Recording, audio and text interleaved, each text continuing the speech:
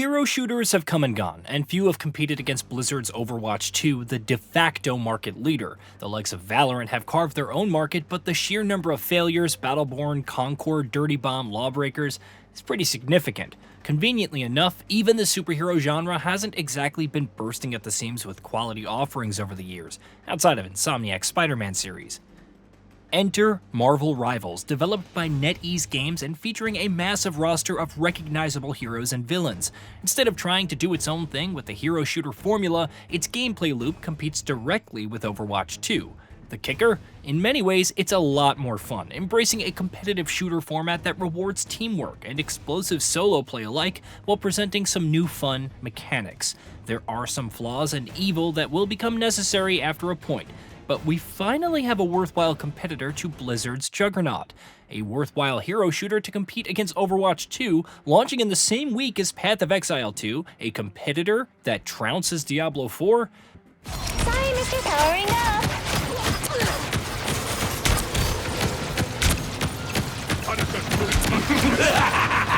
This is real firepower!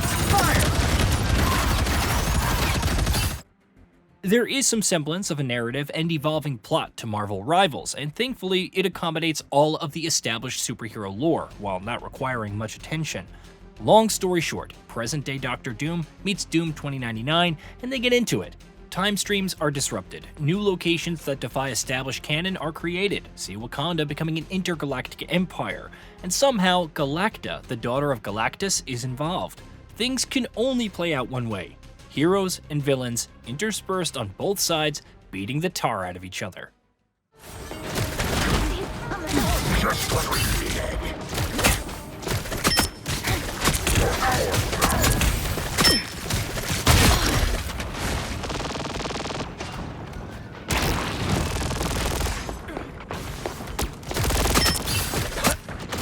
It's kitschy and over the top, and much like Overwatch, there isn't much in-game's reasons for all of the beings to keep grinding out the same objectives in match after match. Nevertheless, the background story for each leverages comic book lore in some pretty cool ways. Tokyo 2099, for example, sees the Master Weaver trying to take advantage of the time stream entanglement created by the Dooms for the sake of the web of life and destiny.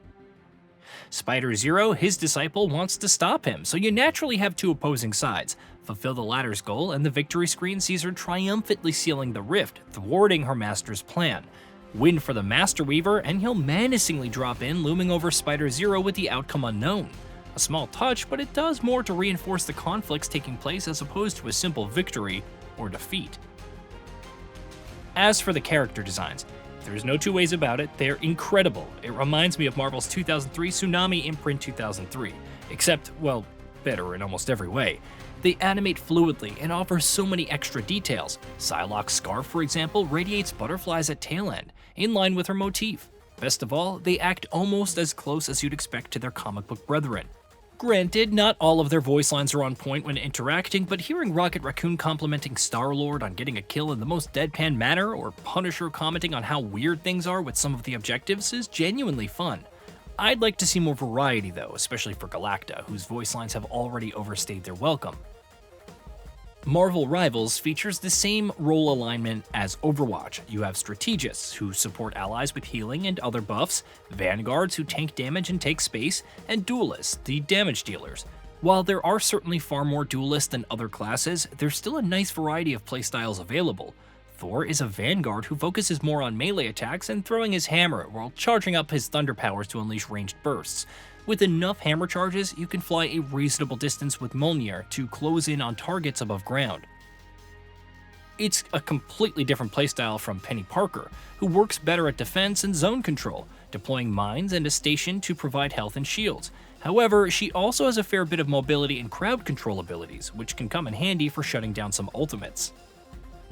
The list does go on, whether it's Rocket flexing between damages, healing and amplifying allies, or shifting between Cloak and Dagger to deliver healing or blinding abilities. The number of options with the duelists are also pretty hefty.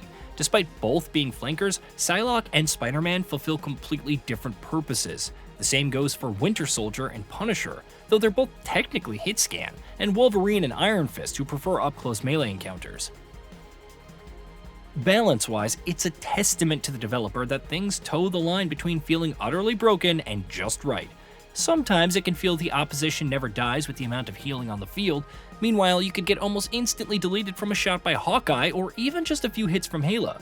It's pretty easy to steamroll and spawn trap teams, and it feels like some characters could use a bit of toning down.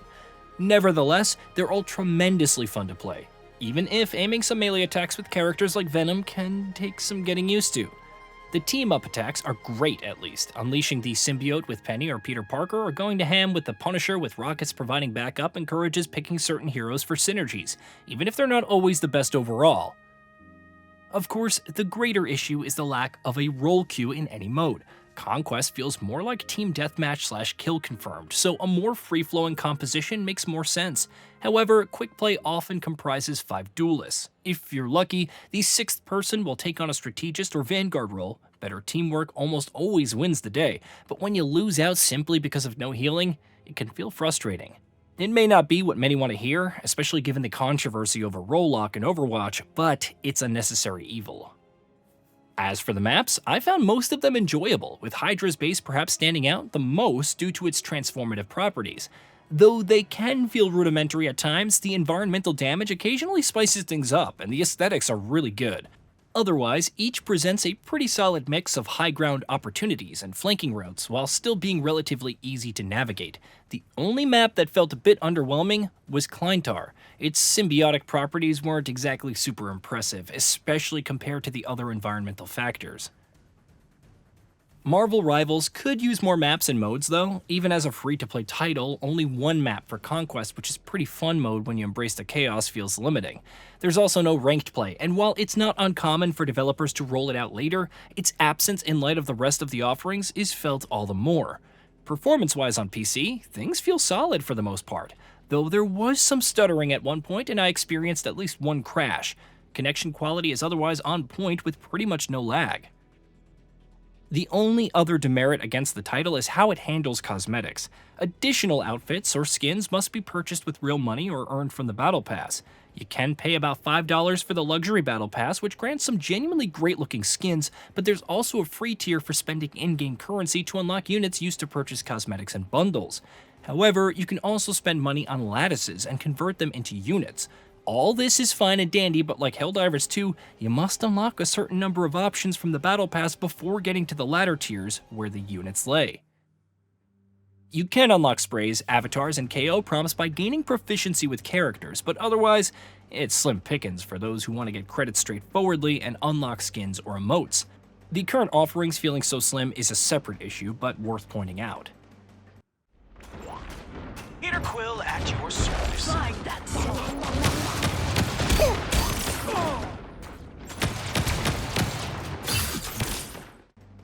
Regardless of everything, however, Marvel Rivals is well worth jumping into. It's familiar enough for fans of the hero shooter genre to dive into while offering more than enough to set it apart in gameplay. There's always a long road to consider with such titles, especially as balance changes and new heroes shake up the meta. But even with the sheer anarchy that matches can devolve into, it's a fun time. Hey, did you know that we at GamingBolt upload new videos every day? Stick around, drop a like, subscribe, and hit that bell. And let us know what kind of content you'd like to see in the future with a comment below.